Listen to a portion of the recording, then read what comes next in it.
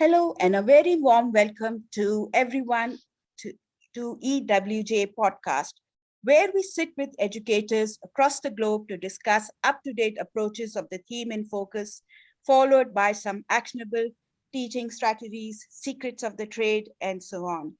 That will be inspiring for our listeners and help them to enhance their teaching and learning experience. Today, your host is Maria Zahir, and in this episode, we are talking about holistic leadership in education. So, with us today is Dr. Nebila Diab. How are you, Dr. Nebila? I'm doing awesome. How are you, Maria? Very well, thank you. Thank you for joining us, and it is an honor to have you at our platform, Dr. Nebila. It's my pleasure. Thank you so much for having me. Thank you. So Dr. Nebila is certified successful leadership consultant, Proctor Gallagher, Canada, with a PhD in applied linguistics with 30 years plus experience in key leadership positions, training, teaching, and mentoring thousands of people from educational and corporate fields and all walks of life. Dr. Nebila has been always passionate about helping people get unstuck and marvel at people's ability to bounce back and claim who they are in life. So, Dr. Nebila, I think you are the best person to talk about holistic leadership. So, let's start with your thoughts about what is really holistic leadership. Well, you see, Maria, when we go to school and they tell us to be a leader, you need to do this. To be a leader, you need to have this. To be a leader, you go to this time management course. To be a good leader, you need to have these qualities and so on. You take this inventory, you add this particular certification or degree. Mm-hmm. And there is a point where when you are doing the stuff out there in the trenches, like in some offices, doing the work and, having to lead people, especially when the going gets tough, then there is a place where it's no longer about this little piece or that little piece. It's about putting it all together. And holistic leadership for me, this means taking into account the whole spectrum of actions, reactions, feelings, attitudes, educational backgrounds, and so on and so forth that people come with. Mm-hmm. When you have a bird's view, like an overarching view, and you factor in all of these things, that's where I see leaders really, really shine. That's when they take, like if I am dealing with students, if I am addressing just that particular subject or topic or complaint or question they come to me with, I feel like my response to them is wanting, is missing, until I factor in everything about the student, and I want to dig a little bit more and know a little bit more, because that gives me better tools to handle the situation. Likewise with teachers, likewise with upper management, and so on and so forth. When you are leading, you want to learn more. You want to have the overarching view, and you want to have the nitty-gritty, detailed kind of view of things. For me, that's holistic leadership. It's the whole. It's getting to know the whole, so as you can handle any situation. Interesting. That's a very excellent definition or your perspective about holistic leader. So, Dr. Nebila, as I understand, a success of any institution lies on a leader's shoulders, in fact. So for me, it's top-down effect of a success of a leadership where an institution becomes successful. And what do you think about this thought?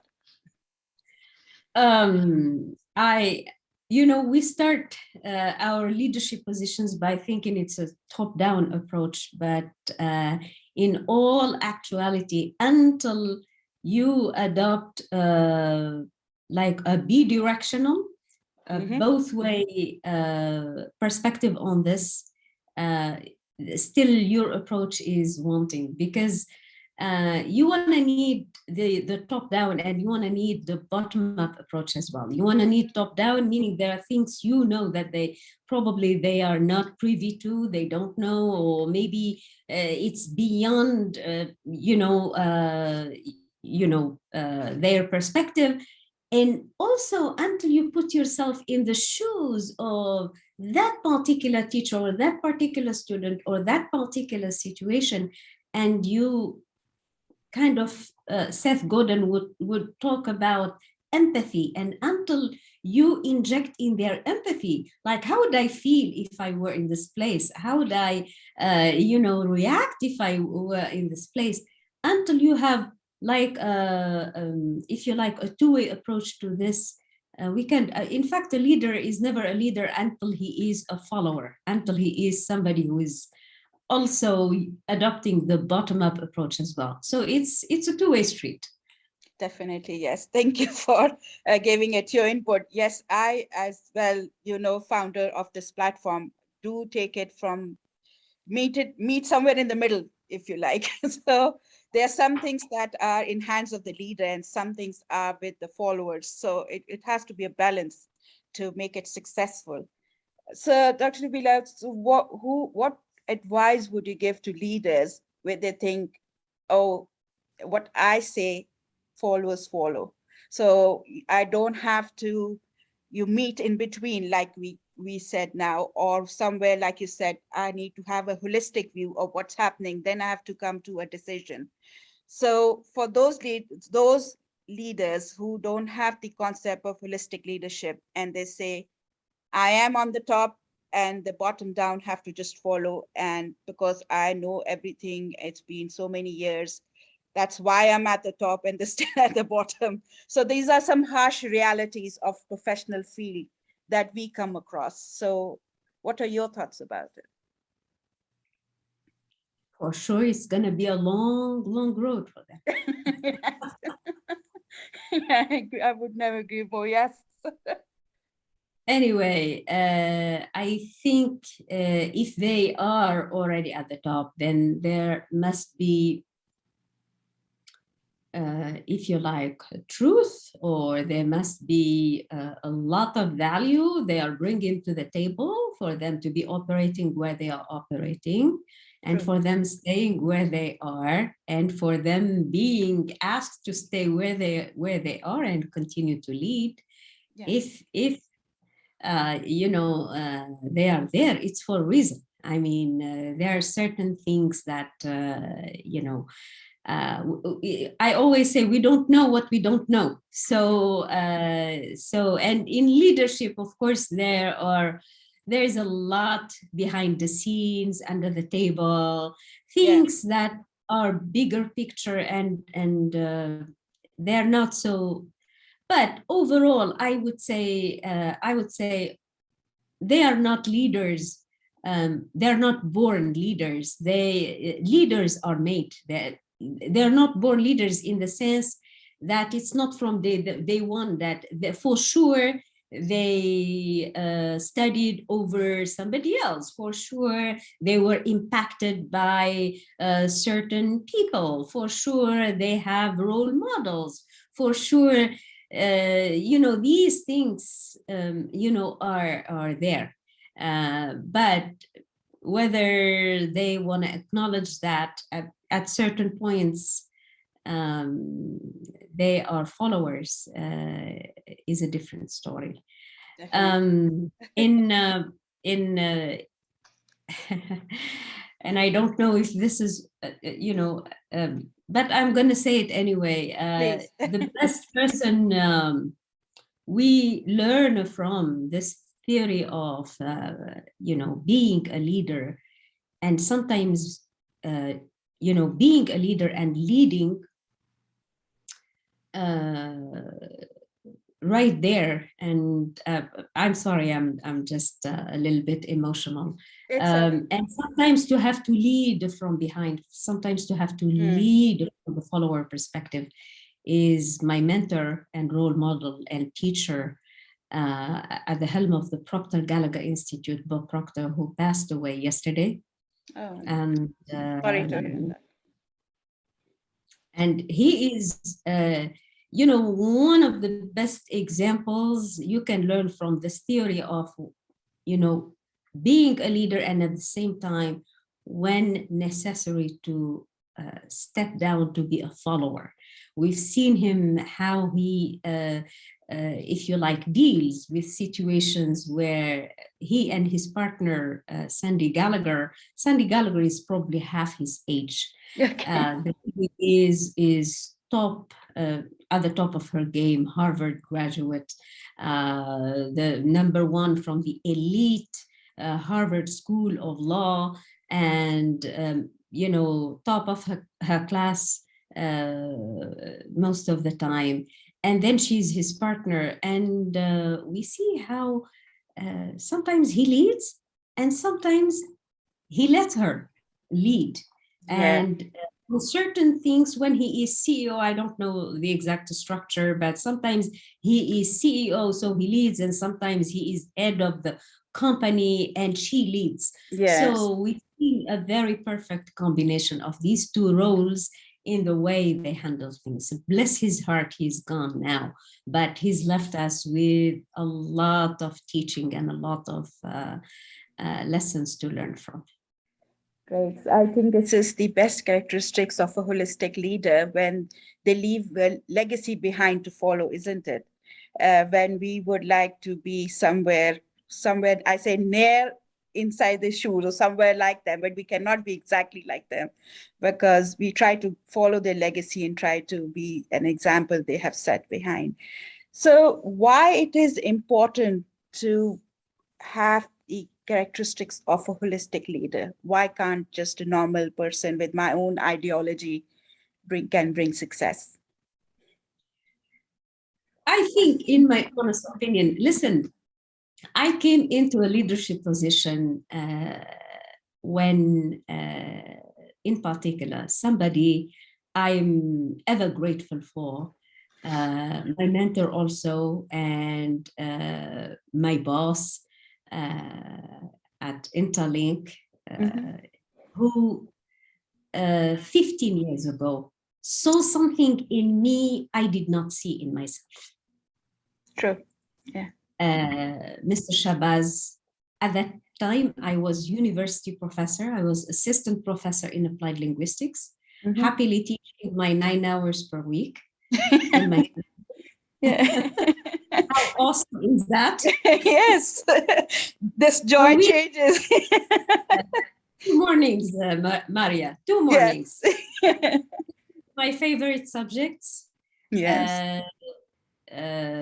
You know, leading my students, you know, and so on and so forth. I was teaching a variety of subjects. And then we stumbled over, you know, our paths, so to speak, across.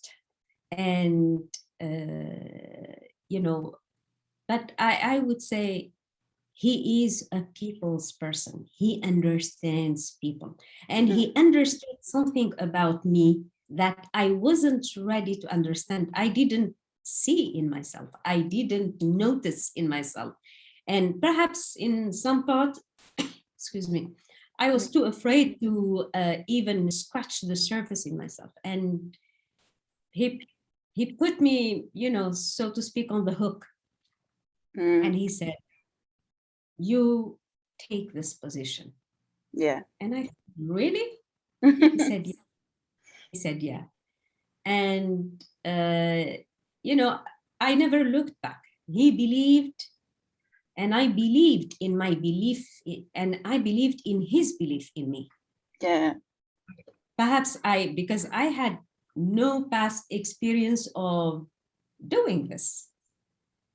I was a leader in my country in different, you know, functions and positions. Like when I was there, we would lead particular projects. We would lead particular, if you like, mission going to Europe to do a study with or to the US to lead a team to do some work in coordination with another university. But leadership in the sense of leading, a whole outfit with everything in it, that was to me something I was teaching before. Because I was teaching curriculum development in EFL contexts. And I was lecturing, and I remember one of the first lectures I would give is the importance of when we study curriculum development and when we want to explain curriculum to teachers and everything, because my PhD is in applied linguistics. I said, it's very important to look at the bigger picture. Teachers don't care. They say, give me the book and I'll go and teach it for you. Yeah. But it's very important that as teachers, we have the bigger picture, in, for example, teaching a language in a certain country, like Tunisia or Saudi or the US or France. And I did a little bit of teaching in all of these. You need to understand, and we need to ask ourselves, so as we understand and we expect how successful we can be as teachers, we need to understand and factor in both curricular features or aspects, or the curricular factors. The curricular factors like the importance of the language in the country. Like in my country, English was a third language. Yes. So you can understand, and the kids start, studying this language at the age of 14, 15, right? Yes. And it's not like the French, where we start learning French very early in. So needless to say, Arabic and French are taking precedence over English. Now you come to Saudi, probably English has the status of a second language. So yes. It's the language of commerce, it's the language of a lot of businesses and of everything after Arabic. So it has importance. So these things, they increase the motivation, or in parallel, they decrease the motivation. Mm-hmm. In the same way, there are curricular factors such as these. There are non-curricular factors. Yeah. The non-curricular factors, these are factors that have nothing to do with the curriculum, yet the teacher goes to class with these things factored in his teaching. Like an HR issue that hasn't been resolved is a non-curricular factor that gets to class with the teacher. True. Yeah. A teacher with a pending payment or a salary that is still unpaid, or fortunately we don't have these things. Yeah. Or like an iqama that hasn't been processed, or something that gets into the classroom. Whether we like it or not, that gets into the vibes, the vibration, the demeanor, the everything. Yes. The teacher, whether the teacher acknowledges that or not, that's a different story, but these things do get. It's Maslow's hierarchy of needs. Yes, yes, I was about to say that. Yeah. So that's so interesting. Yes, of course, all the elements, it's not just the leadership, it's the different elements that makes the success of institution that is made up of. So Dr. Nebila, holistic leaders know how to sorry, go ahead. To come back to holistic leadership, I came across this through experiential learning. Yes. Through being, I did not attend, I attended some small, certification courses in leadership. Yes. But that's about it, So when I came, it was really experiential. It was really, here you go. Here's the situation. Here's 40 teachers and 10 admins and 3 bosses to report to, and go do it. So it was a lot of juggling, a lot of balls, to juggle. and a lot of learning. And I came into this like, if you don't include, it's inclusive leadership. If I don't include the student, include his story, include his background, include the story he's coming to me with. Sometimes the student comes to my office with a complaint against the teacher and ends up something in my office 45 minutes telling me about all the stuff going on at home. And once he or she tells you about that, you have to deal with it. Of course, yes. You cannot back off and say, oh, I haven't heard this. I'm going to see the change of section request, and that's it. Yes, true. So that's holistic in the sense Definitely. Yeah. So you kind of touched on the question I was about to ask you. So it was like, holistic leaders know how to integrate their character and values into their leadership. So you kind of started on this when you give them time to the students as well. So how much do you agree with this, that the holistic leaders integrate their character and values into their leadership? Absolutely. You are giving of yourself every step of the way. Now, if you don't roll the sleeves and you are in the situation, you're playing from the sidelines. You can't play life. You can play leader. You can do leadership from the sidelines. It's not if you like, a plaque on your office, on the door of your office. It's not an office. It's sorry. No worries. It's how you do things. You know, it's beyond that. It's how you do things in the real day-to-day. And trust me, there are days where, it is happening. There are days where in 1 hour the plane is leaving and you are still in the office and you are asking somebody to put some stuff in your suitcase because you are running. And those days I come to dearly remember and enjoy, because Yes, true. So the approach to producing optimal outcomes, that's what I know about you as personally. You push to that level to achieve optimal outcomes through your course or through collaborative development with your team and with your, I'm honored to work with you there at Interlink. So that's how I take you, that's how I perceive you, as a person who would like to push the boundaries and, help anybody in the way, and they produce optimal outcomes through that collaborative development.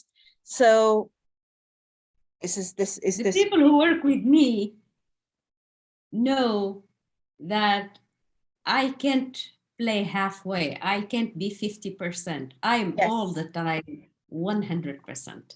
Yes. That's how you achieve optimal outcomes, isn't it? That's how you and we take pride in it that we work with you, and that's how we perceive you. So how do you? Exhausting. It is exhausting. But it is very emotionally rewarding as well. When you see, when you lead and you lead from the heart at 100%, no, if you like, gloves, no second stories, no behind the scenes cuisine, nothing. You just play it front and center, from the heart, 100% with your team. You have your team's back. The team always feels that and sees that. And responds in like manner. True, that's what an effective leader is, isn't it? They always work with their teams, try to stay on the platform, look at their needs, and they work on all those elements to be successful.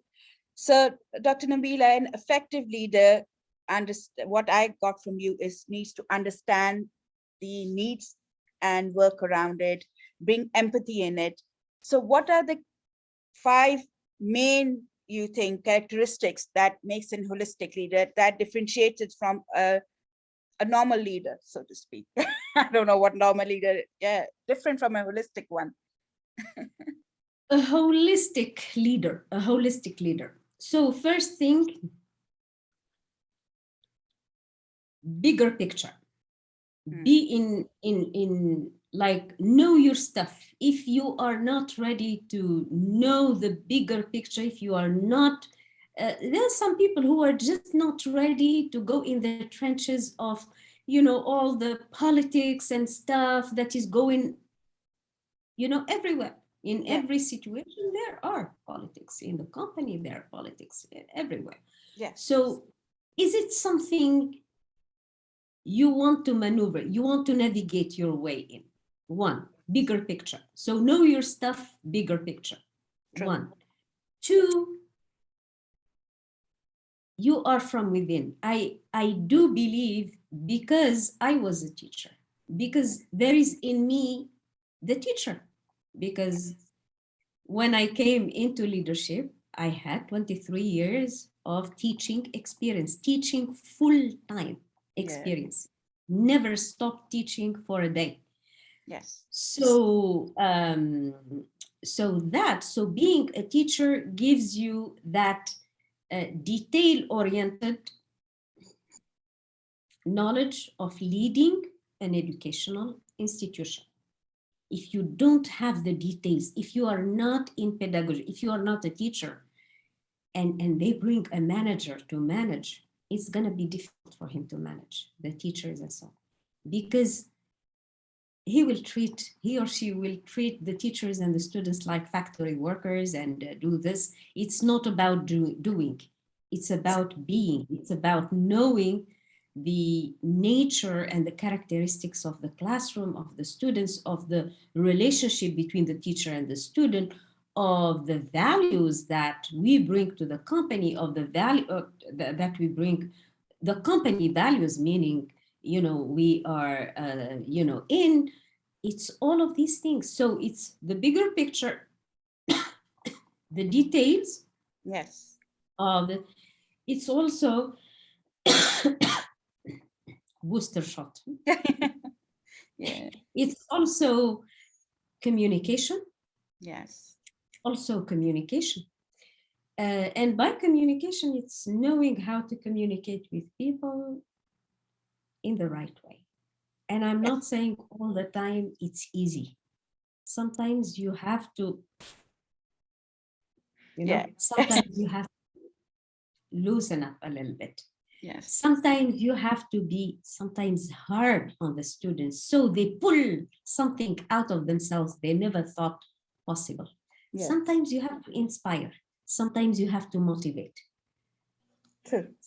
I get some of my colleagues, especially on men's, because they see the students, they see all the students when they come out, the ICs, and what did you do to the students? They come in and they are angry, and they come all together and they want to do a big thing, a complaint or a change of section that they are adamant they are not going to back off on. Yes. And they come out smiling and laughing and say, forget it, forget about the complaint, and they leave. This happens. Yes. So it's different communication techniques depending on what you see. And I must say, it wasn't something I was born with, it's something I developed throughout the years. That holistic, that embracing the students in their entirety, embracing the teachers in their entirety, accepting that, these things are happening and in there, gives you that latitude and that patience and that breadth in your heart to accept that difference and work with it. True. And I think communication is the biggest element, no matter at what position you're working, leader or not. Communication is the key to success for me, because any miscommunication just brings you like a domino effect, and is you're unable to fix it back. Exactly. Yes. Thank you so much, Dr. Nebila. We have come to the end of this podcast. I know we can go on for hours and hours with your knowledge and expertise and hear from you lots of things that we will learn to be leaders like you one day. and inspiring for us as well. Thank you so much for joining us today. And we hope that our listeners will learn from Dr. Nebila's inspiring talk and hope to join us in a future podcast. Bye for now. Bye-bye.